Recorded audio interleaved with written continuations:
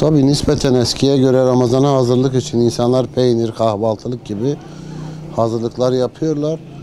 Ama işte cumartesi pazarımızın açık olmamasından dolayı sıkıntı yaşıyoruz gerçekten. Yani bu bir gerçek ki satışlarımız %50 daha az yani.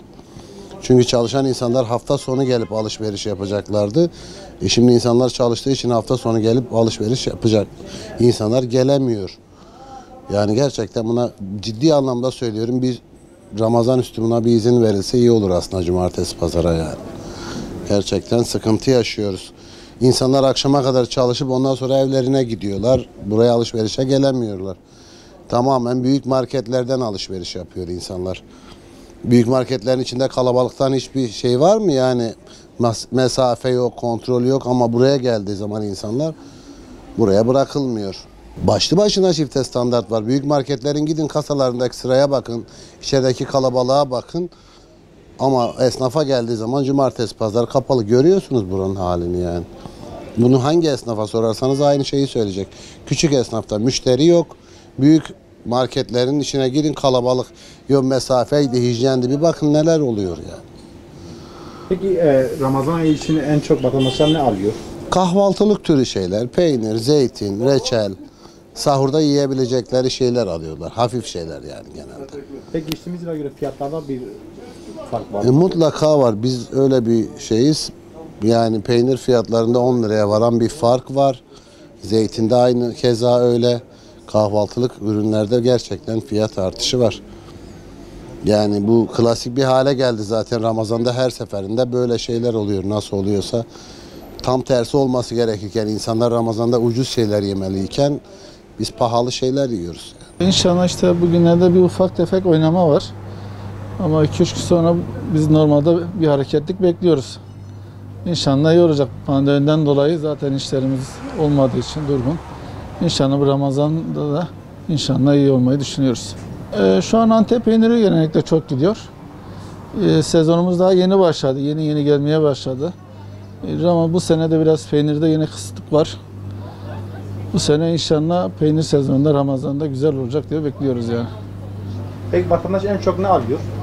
Antep peynirinin dışında. Antep peyniri genelde gıda tarzında Antep peyniri, taze lorumuz gidiyor, zeytinlerimiz gidiyor. Genelde kahvaltı ürünleri bölgesinde, yöresel ürünlerde. Hurma gider bundan sonra, Medine hurması falan gider. Fazla genellikle gıda tarzı ürünler gider Ramazanlıkta. Peki geçtiğimiz yıla oranla fiyatlarda bir fark var. Çok yüksek fiyatlar bu sene. Yani genel iç gıda ürününde olsun her şeyde fiyatlarda bayağı yükseliş var. Milletten alım gücü biraz daha zayıf bu sene göre.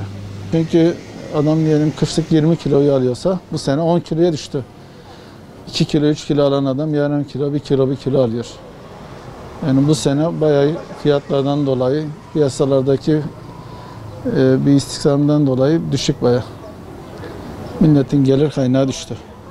Tabii hem Ramazan'ın yaklaşması hem de peynir sezonunun başlamasından dolayı biraz beklediğimiz hareket yavaş yavaş başladı inşallah. Müşterilerimiz genelde işte kahvaltılık ürünlere çok rağbet gösteriyorlar. Onun dışında işte hurmalar, kayısılar, şira çeşitlerine biraz rağbet artıyor. İşte önümüzdeki hafta inşallah daha da hareket bekliyoruz. İşte Ramazan ayının da gelmesiyle işte fiyatların da biraz yükseleceğini tahmin ediyoruz. İnşallah yükselmez. Peki en çok vatandaş ne alıyor? Şu anda rağbet en çok Antep peynirine var. Antep peyniriyle işte kahvaltılık, zeytin türü, kaymak türü o tür şeyler çok rağbet görüyor şu anda. Tabii Ramazan ayına sayılı günler kaldı. Böyle peynir sezonumuz da açıldı. Müşterilerimiz peynirleri almaya da başladı böyle. Biraz hareketleri oldu dükkanımızda. Sayılı günler kaldığı için tam yağlı peynirlerimiz, basmalık peyniri de aldılar. Böyle sahurlar için.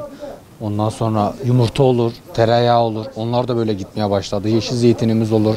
Biraz böyle hareketleri olmaya başladı. Salgından dolayı yine de çok şükür böyle satışımız devam ediyor. İnşallah da böyle devam etmesi güzel olur. Vatandaşımız peynire doğru yöneliyor. Peynir olmazsa olmazımız diyor. Peki fiyatlarda geçen yıla göre bir farklılık var mı? Tabii biraz farklılık oldu geçen yıla göre. Böyle ne bileyim 35'e kadar gidiyordu. Şu an 40 oldu. Daha böyle bir hafta sonra 45'i falan görecek. 45-50 falan olacak yani. Ya inşallah başta şu hastalıktan kurtulursak, kurban olayım Allah, şu hastalık kalkmadan önce. Şu cumartesi pazar kaldırsalar iyi olur. Esnaflarımız için iyi olur. Bütün esnaflar için iyi olur. Ya oturuk yani. Yani yapacak bir şey yok. İnşallah kalkar da büyüklerimiz görür de cumartesi pazar kalkar. Tabii Ramazan öncesi kalkması lazım. Cumartesi pazarın bir iş yapacağımız zaman cumartesi pazar. O da yasak olduğu gibi kim yedici yani. 15 liradan başlayıp 65 TL'ye kadar var hurmamız. 15 TL'den başlar 65'e kadar var. İnşallah satılır. Bölüm başlamıştır hurma satışımız. Ya fiyatlar iyi yani. Geçen aynı sayılır yani. 10 lira bir fark 15 lira fark var ama aynı. Geçen sene 12'ye satıyorduk. Bu sene 15 TL'ye sattık.